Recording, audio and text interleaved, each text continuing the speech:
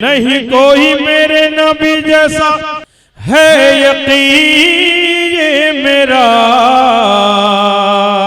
ہے بڑے خوبصورت حبیب خدا۔ ایک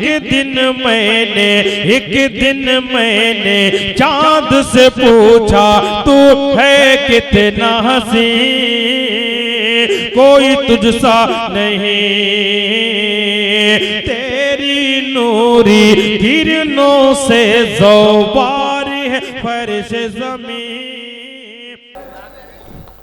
اعوذ باللہ من الشیطان الرجیم، بسم اللہ الرحمن الرحیم، واعتصموا بحبل اللہ جمیعا ولا تفرقوا۔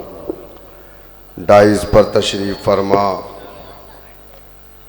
میرے بڑے بھائی جناب عبدالوحید فاروقی صاحب، صحابہ ایکشن کمیٹی کے صدر،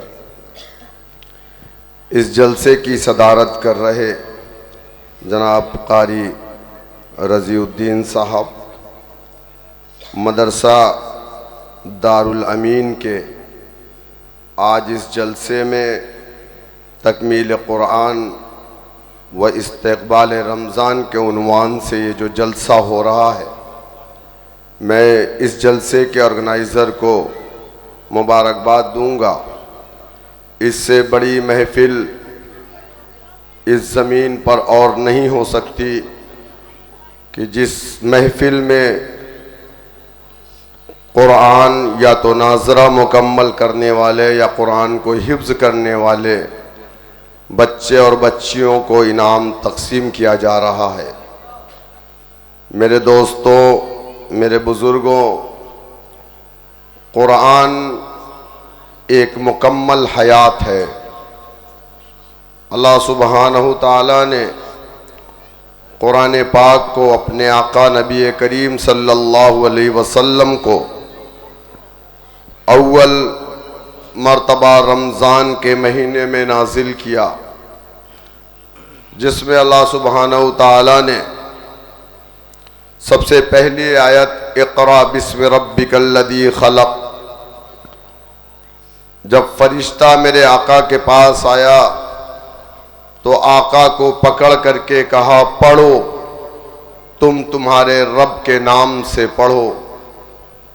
میرے دوستوں، میرے بزرگوں، جس قوم کی مقدس کتاب، آسمانی کتاب، جس کے رائٹر خود اللہ تعالیٰ ہیں، جو اللہ کی کتاب ہے، اس کا کوئی مصنف نہیں ہے۔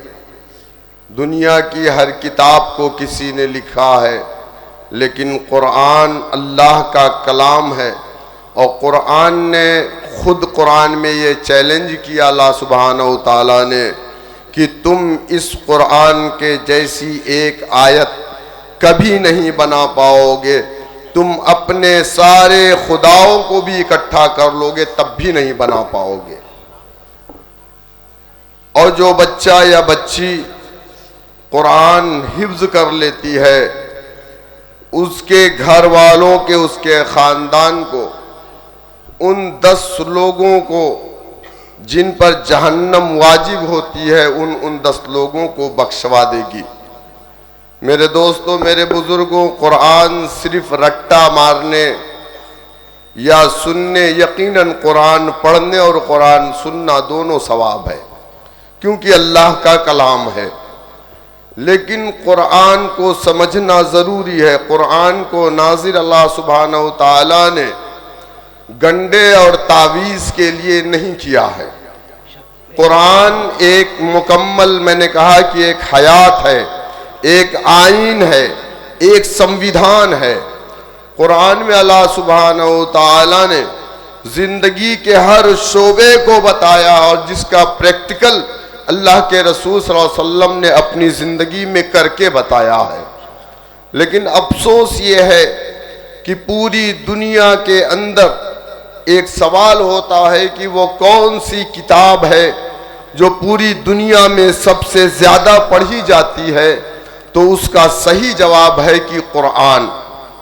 دوسرا سوال ہوتا ہے کہ وہ کون سی کتاب ہے جو پوری دنیا میں سب سے زیادہ پڑھی تو جاتی ہے لیکن پوری دنیا میں سب سے کم سمجھی جاتی ہے؟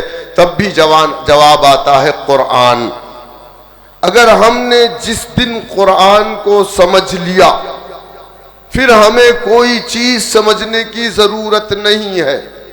میرے دوستوں، میرے بزرگوں، ضروری نہیں کہ آپ رمضان کے مہینے میں کوئی مجھ سے کہتا ہے مل کر کے شوکت بھائی میں نے 2 قرآن ختم کیا، 3 قرآن ختم کیا، الحمدللہ کی سورہ یا شروع کرتا الحمدللہ رب العالمین ولا الضالین کب آتا ہے پتہ نہیں۔ یہ قرآن کا مذاق ہے، ہمیں اس طریقے سے نہیں۔ اگر خدا نہ خواستہ میں میرے والد سے یا میری ماں سے اگر میں کچھ مانگنے جاتا ہوں تو میں میری ماں کو مناتا ہوں، اور کیسے؟ میری ماں مجھے یہ دے دے، مجھے یہ چاہیے، تب میری ماں مانتی ہے تو مجھے عطا کرتی ہے۔ اگر میں اپنی اماں سے رحمت جلدی دے مجھے دے، یہ کرو گا، تو میری ماں چپل اٹھا کر کے مجھے مارے گی۔ بدتمیز بات کرنے کا طریقہ نہیں۔ جب قرآن کی سورہ فاتحہ کو آپ پڑھیں گے، پورا سورہ فاتحہ قرآن کا دل ہے، قرآن کے سورہ فاتحہ کے ترجمے کو جب آپ پڑھیں گے تو سورہ فاتحہ میں آدھے میں اللہ سبحانہ تعالیٰ کی تعریف ہے اور آدھے میں اللہ سبحانہ تعالیٰ سے مانگنا ہے۔ یعنی ہم جب تک اللہ کو راضی نہیں کریں گے جب تک ہماری دعا اللہ قبول نہیں کرے گا۔ تو اس لیے قرآن پڑھنے کے ساتھ ساتھ قرآن کو سمجھنا ضروری ہے۔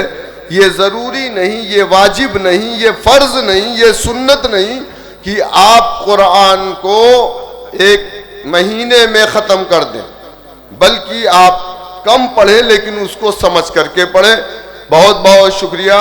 میں تمام کو آنے والے رمضان کے مہینے کی مبارکباد دیتا ہوں۔ بہت بہت شکریہ۔ السلام علیکم ورحمۃ اللہ وبرکاتہ۔